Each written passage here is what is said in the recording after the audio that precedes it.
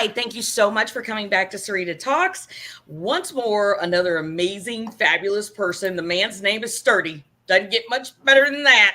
Old Sturdy McKee. I love saying it like that. Sturdy is so gracious to come on our show today because it's always about learning something. And Sturdy is a coach. First of all, let me tell you how important coaches are. Whew, you've got to have one, especially as a small business owner.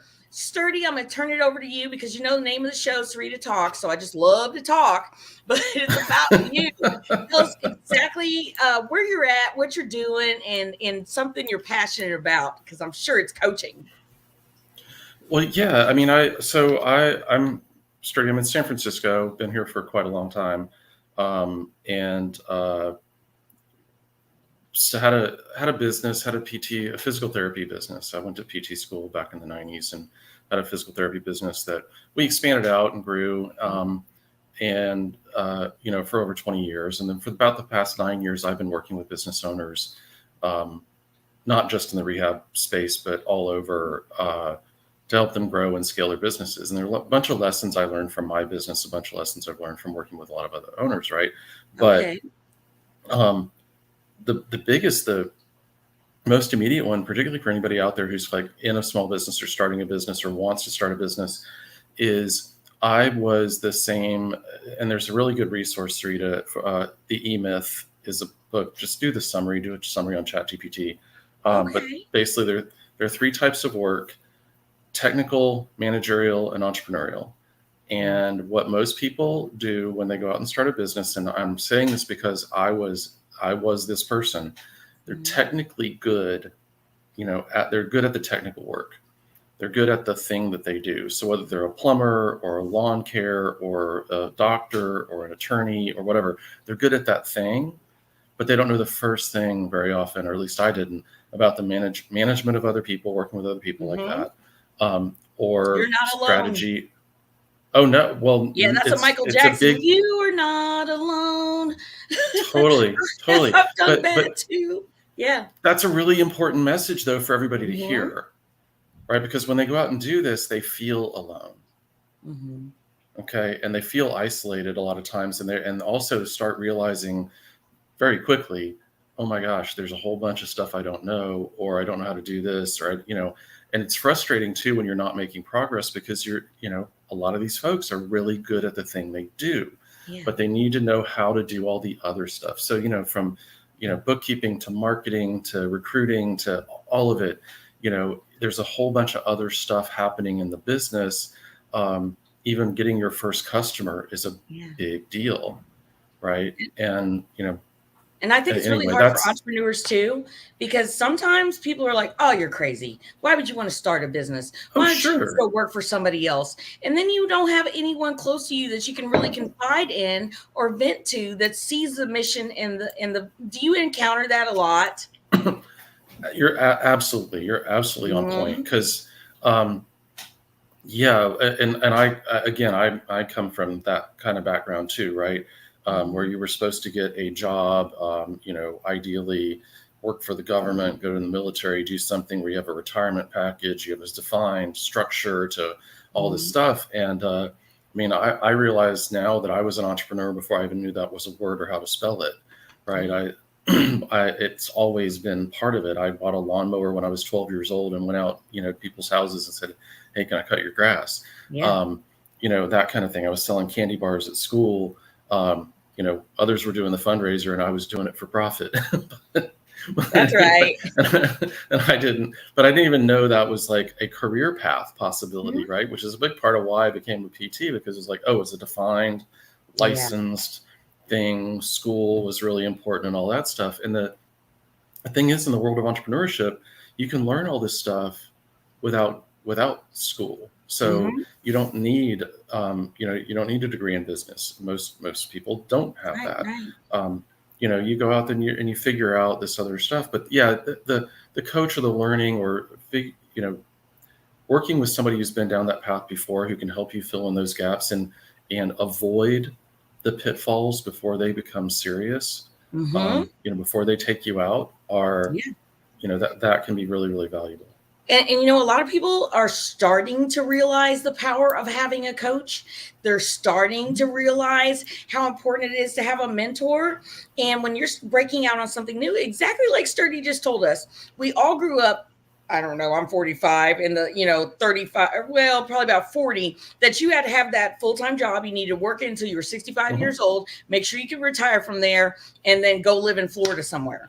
And that is not always a realistic, actually, a lot of people, when they get into small business, it's because they have a passion and that's something they want to do. We don't have that same passion working for Ford Motor Company. I don't know. I've never worked there. They might have great benefits. Regardless. Yeah. So when you are telling someone, and here's another thing, I fall down all the time and then I get back up. But when someone tells me, hey, I did that too, or I know somebody just like that, and this is how they recovered, it's like, exhale. So tell me a client exhale story, because I'm sure there's so many. Oh, there are. I mean, pick one. I mean, so I'll tell you one just personally, not the recruiting and hiring, right? Hiring people. I did a talk yesterday to some business for some business owners. I'm like, have you ever made a bad hire? And one of the folks said no. And I'm like, well, how long have you been in business? And now I'm not sure I totally believe it, by the way, because they're like, well, we've been in business for 12 years. I'm like, and you've never hired a wrong person? That whole thing. My first hire was a bad hire. She lasted 24 hours. Wow. Well, she didn't do anything she said she was going to do. So that was like my first hire ever in the business. And when we met the next day, it was like, yeah, she's just straight up told me, yeah, I didn't do any of that. I'm like, but we agreed that you would go do these things. And she's like, yeah, I didn't. I'm like, I'm totally confused. Why? Whatever. Yeah. What kind of business was it? That was the physical therapy business. But, oh my gosh. On my own, I hired a therapist who said she was going to go out and talk to these doctors, have these great relationships, and would go introduce herself, as working here and right? And she didn't at all. Just flat. She didn't. No, I mean, yeah. It was Did she have a plan for the future to work, or it was just over? Not with us. And sometimes that's what's got to be said. Like, maybe this is not where you need to be. You didn't do anything that you were supposed to. So maybe you need to go find a job where they're okay with that, or one that you want to do. Well, so, right. Yeah. So hiring decisions. But hiring decisions and getting to know people, that's a really big one, because it can, there are plenty of other stories. That's just kind of a funny one, right? Yeah. But the thing that really happens, and what I don't think a lot of people consider enough. So let's say you have an ice cream shop, right, or a hat shop or something where you're retail, you're brick and mortar, on Main Street. The folks that you hire for the customer contact are really important, and having expectations, a structure, choosing the right people, and it's always hard to find, right? But you've got to find, if you find people who are passionate about ice cream or to work in your ice cream shop, you're going to be more successful, right? Yeah. I'll give you another example. My wife and daughter went to this coffee shop that had opened up near her dad's house, and it was, women owned, and it just started, and they're like, oh, we want to go support them. And, they went in, and my wife asked, what's your favorite drink or coffee or whatever you have here? And the woman behind, the counter said, oh, I don't drink coffee. Well, do they have tea? Well, right. Do they have a nice chai? But there's so many ways to deal with that, right? And these are the things that founders don't anticipate or don't think through. Yeah. There's so many ways to deal with that. Okay, so you don't drink coffee. You don't have to tell them that. Or you don't have to be at the register. Let's just have you make coffee. True. Yeah. But even if you're there, no, totally true. But even if you're there, and somebody asks that, what's your favorite drink? Go, you know what? This one's really popular. There you go. That's a good comeback. Super simple, right? But you got to prep people for that. There was another little shishi one that we went to, kind of Japanese style and stuff, and really sleek, and the coffee was supposed to be really good. And one day we go in there, and the person again at the register is the newest employee. She wasn't well trained. She didn't know what she was doing, and nobody was helping her. They were Oh, all behind, like you said, she should be making the coffee. Yes, except the people making the coffee were the ones that were super serious, hipster type, want to like their they craft or were whatever. Me, baristas, and they say it like that totally. too. Yeah, What do you do? I'm a right, but barista. Yeah. yeah. Meanwhile, you've got a line of people who aren't being taken care of and are getting frustrated. Yeah, and that girl behind the register, I'm sure is frustrated. Oh, Who knows how long she's going to last? she was miserable. She was Yeah. miserable. It's like, oh, sorry, she's trying to figure it out, and nobody's coming to her. She obviously hasn't been trained very well because we were talking about simple stuff, Right. and Yeah. and nobody's coming to help her. Nobody's pointing it out. Nobody's like, oh, let me do that. Why don't you go make this or do that? Right? Mhm. No, and it's stuff like that. And by the way, that's one of the advantages that like a small business owner has is very often they're on the ground. They can Yeah. they can see that stuff and do something about it immediately. Yes, yes, and they're invested. And I feel like that's We like an hope. understated thing that if you start a business and you've sprouted to where you don't have to be there, you should be there. You should at least come in every once in a while to maintain Oh, that what you yeah. want is really happening. Because yeah, we can have trustworthy people, but when you're first, if you're even I don't know, would you agree to that or agree with that? Yeah, I think the job shifts, right? Mhm. So when we're talking about those three types of work, Yeah, and by the way, look, I want to talk about management for just a second sure. because when we think of managing people, a lot of times we've had really bad experiences with that in the past. We've had bad managers, and our role models or our thought process goes to enforcement. It goes to like the dean's office or the traffic cop or those kinds of things, the referee, and Hmm. that's not what great management really should be or is. You think instead about the best coach you ever had, right? So if you ever played sports, who was the coach that you really you love and stay in touch with, or the best coach your kid ever had, or whatever, right? And that person, yes, they held people accountable. Yes, they had expectations, right? Uh-huh. But they also believed in you and supported you and wanted you to succeed. Yeah. And that's the role shift. Like, start the business, you're good at the technical stuff. I see business owners do this all the time. They stay in the technical and they don't transition or at least even take a little bit of time as they start bringing people on and building a team. Your Hmm. job shifts to at least some of the time taking care of your players, Yeah. Yeah. right? So you're there to support them and help them and make sure they have what they need, but also, make sure they're in the right position, right? Like Right seat on the the bus. yeah, the lady wasn't So trained. important. She's at the front, the register. Hmm. She's not happy. No. Customers are not happy, but No. And if the but owner you're, walked in, he wouldn't be happy.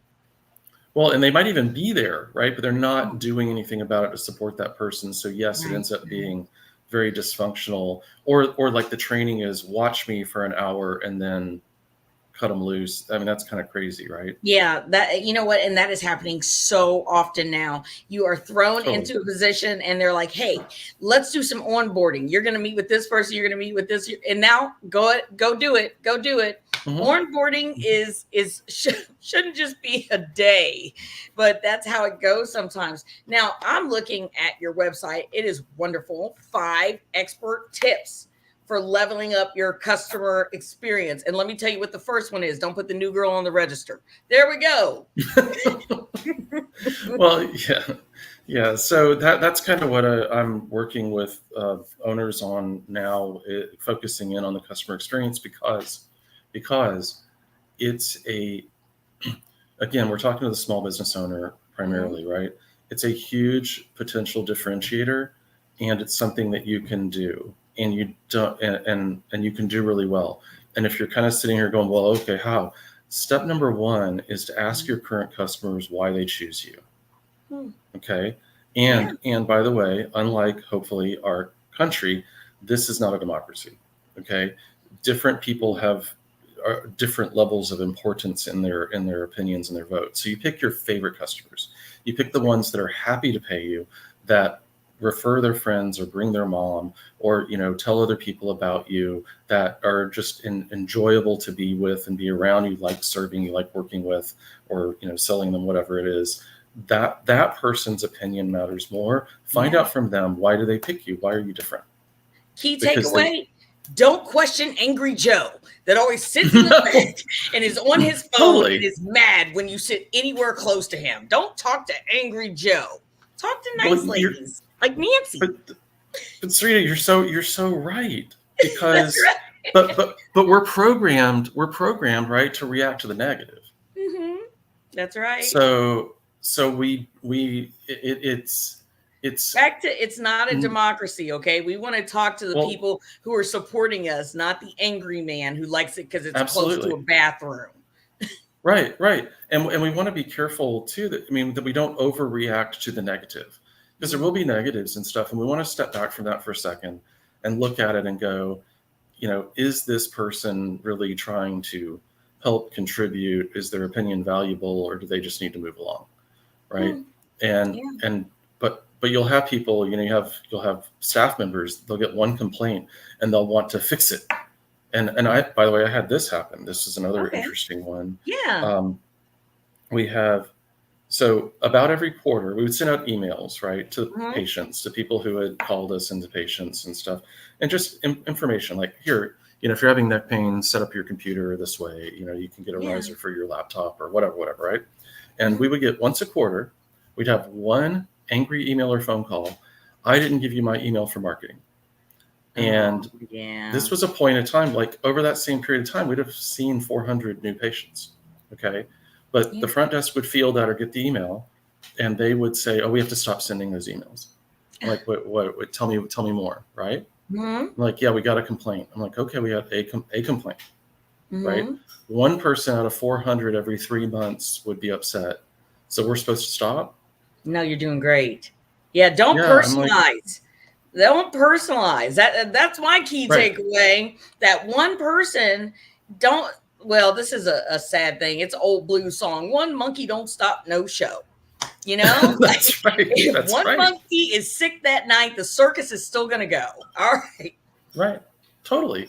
Yeah. And but again, we react to those things just from an evolutionary standpoint and our neural whatever, we react to that stuff more strongly, and so we really need to be thoughtful about, does that matter?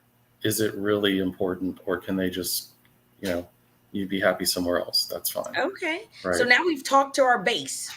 It's our base. Okay. And then what do we do with that? They're telling us all the reasons they come there. They're super good. Do we ask them, what can we do to improve? Or do we just leave that alone? Because then if you don't make the improvements, you're mad. You're looking for patterns. So as you talk to a few different people, you're looking for the commonality and the common thread in what it is they're telling you.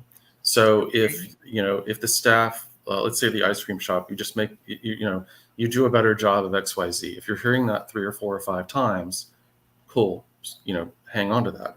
If it's, you just make us feel happy when we're here, when we're greeted, or your counter people are just so pleasant or smiling, or okay, great. Whatever that thing is that's already different about you.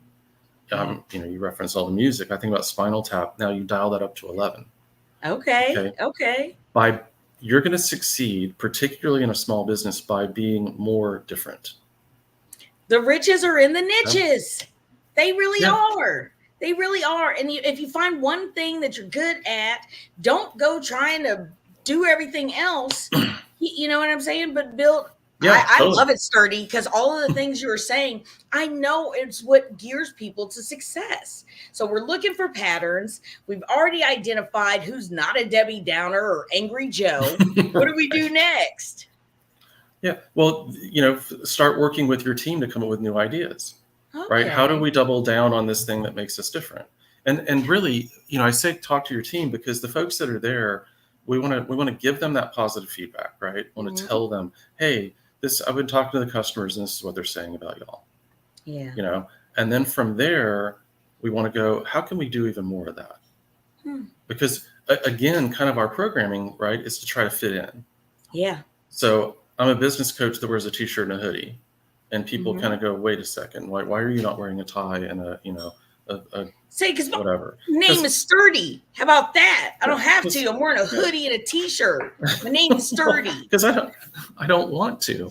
But that's not what you're paying for.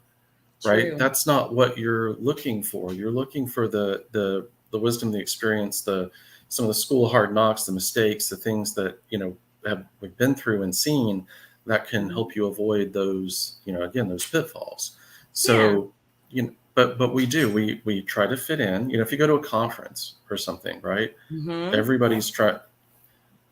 I mean, I talk about my background's in physical therapy, right? You can land at Hmm. an airport and you know who all the PTs are at a conference at the baggage claim. Okay. And how do we identify them? Because they're all dressed the same. They're all wearing khakis and a polo or some kind of version of that, and they all, they look the same. They fit. But that's true. I'm picking on them because that's where I Yeah. come from, what I know. But that's true of any group, right? Hmm.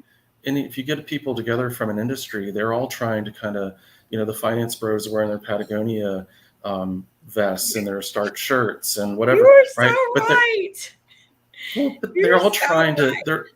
they're all trying to fit in. And Hmm. Sarita, fitting in is the path to the middle of the bell curve. It's the path to mediocrity. Yeah. So, do You are figure out what so those things right. are that make you different, and that, and own it, embrace it, because your Yes. uniqueness is why people like you. It's why they gravitate to you. It's why they will do business with you. It's why they want to work with you. It's, just keep doing more of that. The path to mediocrity. Did you just let that sink in, audience? So if you want to be just like everyone else, it's the path to mediocrity. That's terrible, but so true. And I really feel like the entrepreneur spirit leads us to not want to be so much a part of the establishment, to do our own thing. But I think sometimes then when we get there, we want to be back a part of the establishment. Is that, Well, can you relate? Yeah. yeah, yeah, and I mean, there's a real need, right? There's a real need in all of us to belong Yeah. to something, Yeah. right? We're driven to that kind of thing. So, um, I just, when I'm working with clients and stuff, I'm like, I want them to think about and be deliberate about what they wish to belong to and where they Yeah. may need to separate, you know, themselves or their experience for their customers or whatever it is. But, you know, that idea of being different, we are taught from, Kindergarten I on. don't know. Yeah, maybe we get away with it in kindergarten, but that's Yeah, about it, maybe right? maybe third, fourth And then, grade. Yeah, when you start yeah, noticing whose but clothes are whose, and yeah, and you start watching exactly. And from there TV. on out, we're just Mhm. conditioned and trained to, try to fit in somewhere, Yeah, and I want to somewhere, circle somehow. back to what you just said about being, you know what, there's a lot into being intentional. And not Mhm. everybody in every circle is where you need to be. Like when you said that, I was just No, in my it's mind not. thinking that has happened in my life in the last like 2 weeks where, hey, there's places I've been going. I made all the connections, I made all the friends. I don't really need to go there anymore, like Mhm. the vibe has kind of changed a little bit, da da da da da. And now I'm just going out of a sense of service, like oh well, I'm a part of this. I'm a part of this. No, I'm a part of my own Mhm. thing, and I really feel like there's liberation in that. But it's also always good to be intentional as a small business owner, as any type of business owner. And where are you Right. spending your time, and is it worth it? Absolutely. I was just talking with a client this morning about that very thing, right? Mhm. Like, they're only, as his team grows, he's going to be moving out of the technical work more and more. Yeah, But then the job turns into, like what we were saying, supporting the team, supporting the yeah, people, right? And then generating more new customers, dialing in processes. There are things he can do and should be doing that will be very valuable to the business and to the team. But they only, and actually his homework was to make a list, right? We sure. identified like these 4 buckets, like write Mhm. those down, come up with any additional buckets, any additional areas, and then let's think about allocating your time, because you have a finite amount of time that you can do these things. So Yeah, let's look at, yeah. what do you need to spend on it to get a result and to Mhm. get the result you want, right? Yeah, So yeah, it's stepping back from the chaos. And I experience this personally even now, right? Running my own business, there are mornings I wake up and I'm like, what do I do? huh. If I slow Yeah. down and think, because there's so many things to do, right? And there's so many demands on your time, and people reaching out, asking for this, asking for that, or whatever, want to sell you something, whatever, right? If you take 10 or 15 minutes and just stop and think, first step, what are my goals? Where am I trying to get to? Yeah.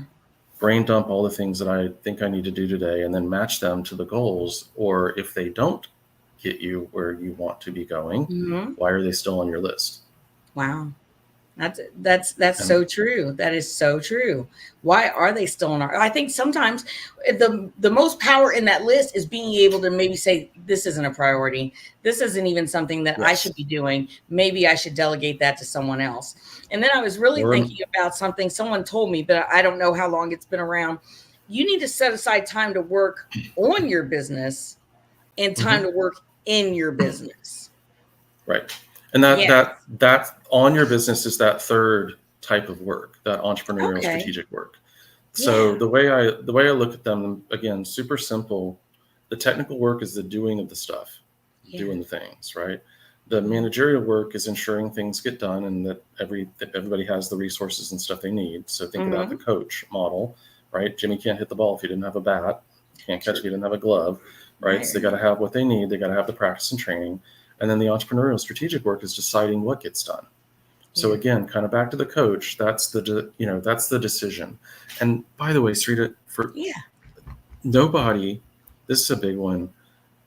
If you own a business, any business, and you're in particularly if you have employees and you're listening to this, nobody else is going to think about your business as much as you do, if at all.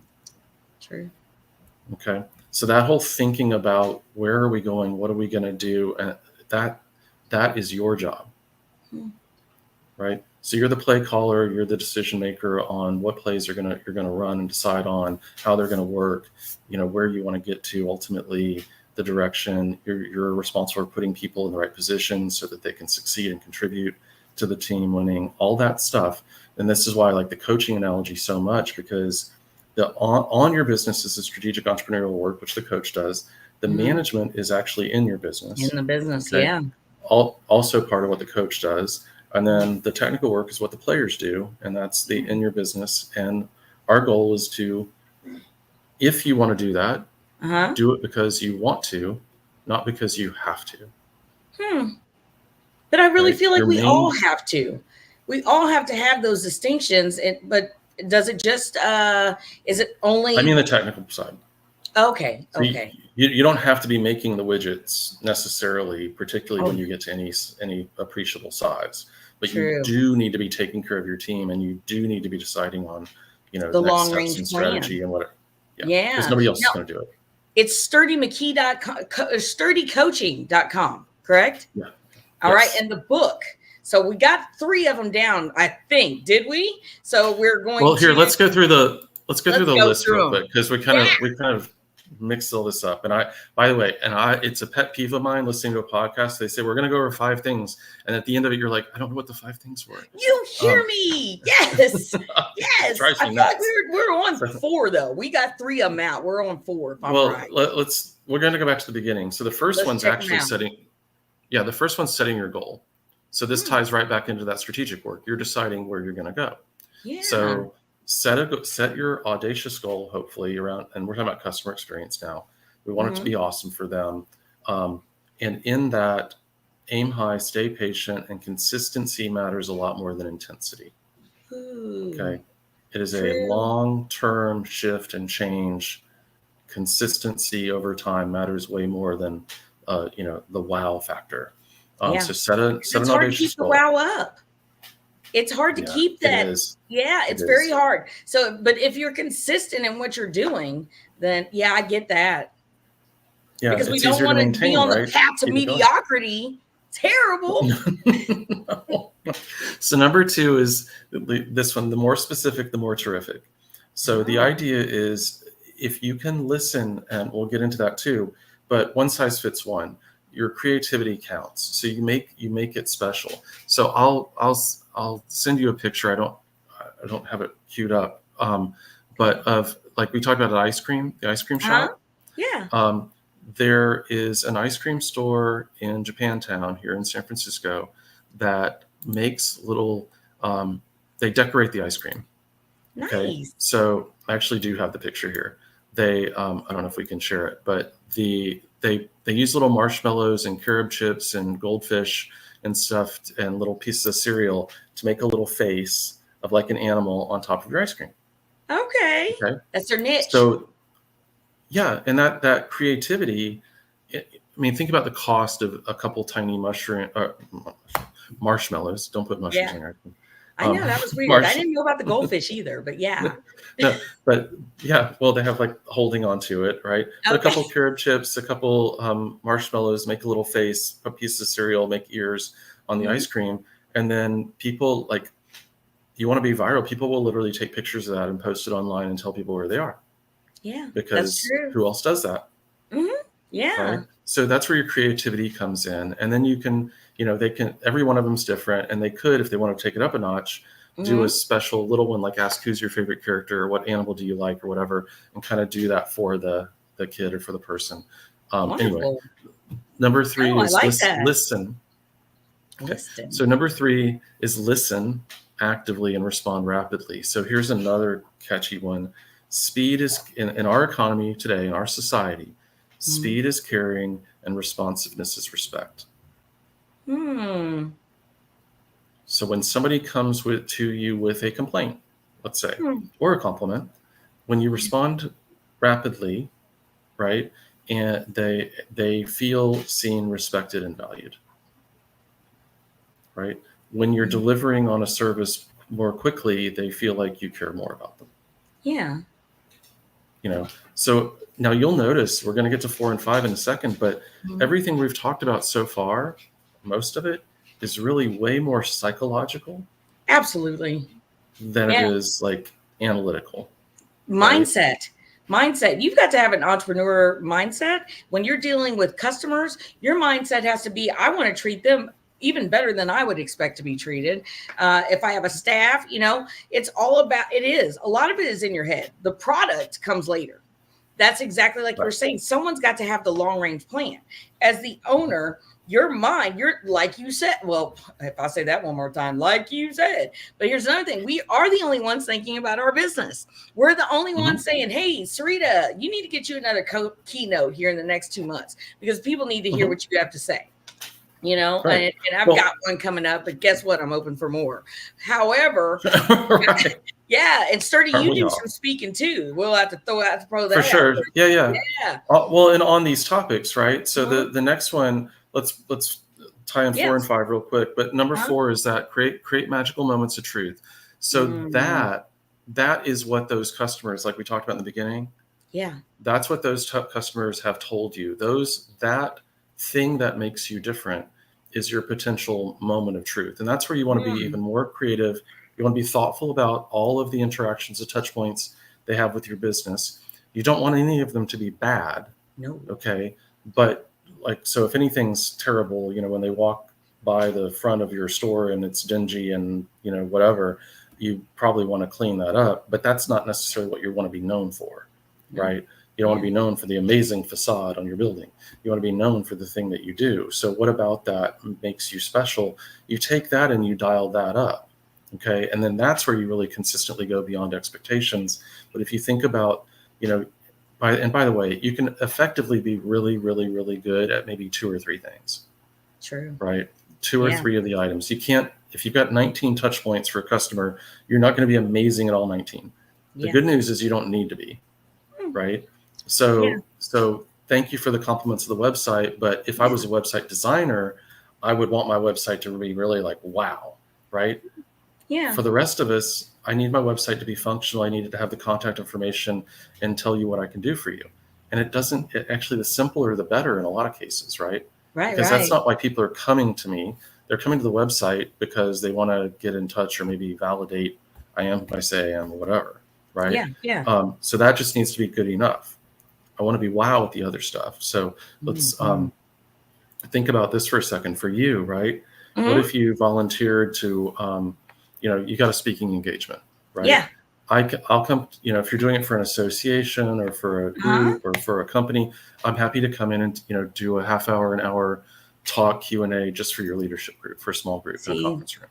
Right, right. You know, No, it's going to be at you're the already there. anti-poverty summit. Yes. Yeah, So, right. yeah, me and two other justice impacted people. It's from Lead, Missouri. But let me Hmm. tell you, iron sharpens iron. So all of these people who are Right. change agents need to know this too. That all of this coaching, I feel like it all goes to whatever aspect of your life you're in. Would you agree? Oh, totally. Totally. Absolutely. Yeah. Now, I feel Well, like on number three, though, when we speedy reply, mhm. people feel cared about. And I cut you off on the last part of that. No, no, no. I mean, I The think response is, you see it. Yeah. Responsiveness is respect. yeah, Like ignoring you, right, is disrespectful. there we go. There we So go. responding is respectful, right? So Mhm. if I respond to you and I do so, quickly, it doesn't have to be instantly, right? Yeah. People don't necessarily expect that, although the way technology and everything's happening, we seem to expect that more and more. Yes, we do. Um, but but if you can do it quickly, people understand that you're on a meeting. They understand you're talking. They understand you're doing work.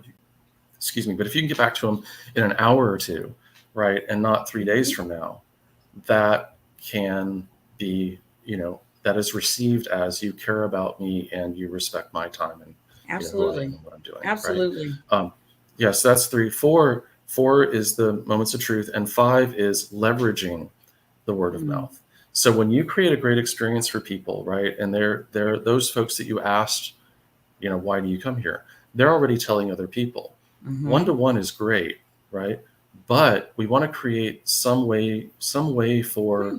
them to share it with more people. So, Okay. right, reviews, testimonials, stories, case studies, and you don't have to film them doing the story about you. You can, Mhm. right? Or but you can also just ask, why.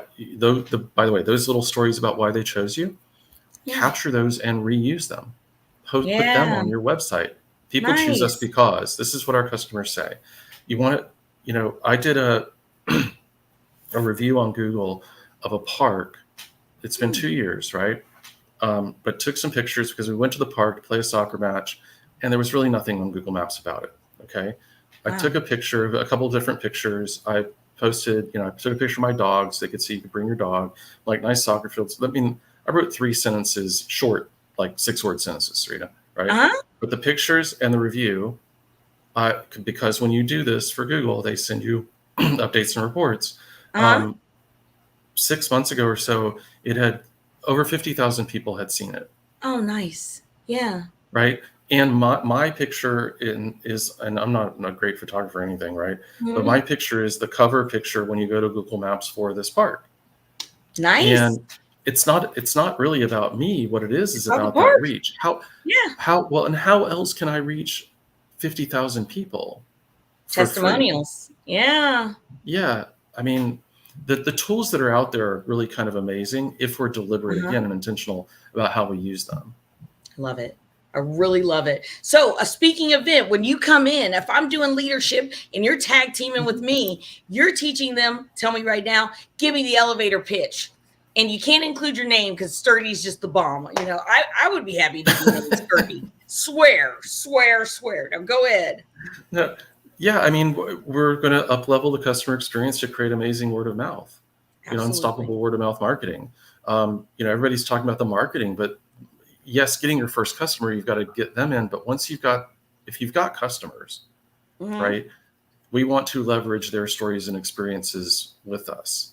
We want That's to right. use that to get the word out to more people. We want to make them feel special so that they will come back, right? And That's then bring their right. friends or whoever. And so it's not rocket science, right? It's actually pretty simple. It's not that easy to execute though. True, true. So we want a happy person that is interacted with us, a wonderful, very satisfied client. We want that good customer, and we want them to know that we care about them. If we can sum it Totally. all up right there, that's it, isn't it?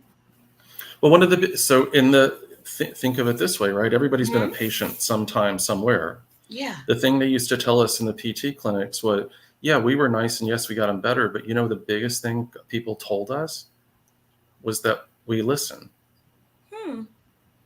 Okay. If you think about like the training, that's not really part of the training that they get in school, Yeah. right? But there wasn't another place in the healthcare world where the provider sat down at the same level with the patient, asked them questions, gave them space to actually finish and talk and figure out what was going on together, and then, and then repeat back and verify that, yes, this is where you want to go. This is the problem. This is what, like, that whole thing is something Yeah. they didn't experience. Well, why do I feel like I need physical therapy now? Yeah, like now I need you. Something's wrong with my knee. Not really, but Sturdy, thank you for coming on. I so appreciate it. Valuable, valuable, valuable. SturdyCoaching.com, correct? Yes, thanks, Rita. Really, Oh, really no appreciate problem. it. And let me It's a ask pleasure. you, do you have any events coming up? Where can we come see you? I don't have any in person. I've got a couple webinars and stuff that I'm doing, and Okay. Well, how talks, do we find the podcasts, but webinar? well, you can go to my website. There'll be event stuff there. There'll be past podcasts and other things. We've done a lot of stuff online, or captured it and Good. put it online. So Good. there's a whole bunch of free resources. Even if you don't want to hire me, or you're just starting out or whatever, go there. There's a ton of free stuff in the blog and resources and tools that you can grab. But why wouldn't they want to hire you? Of course, you want to hire Sturdy, and then right after that, if you need a different perspective, you need to hire me too. Okay, he's going to show up in a hoodie and a t-shirt, and his name's Sturdy, and you're going to be just fine with it. All right, thank you so much for coming back to Sarita Talks.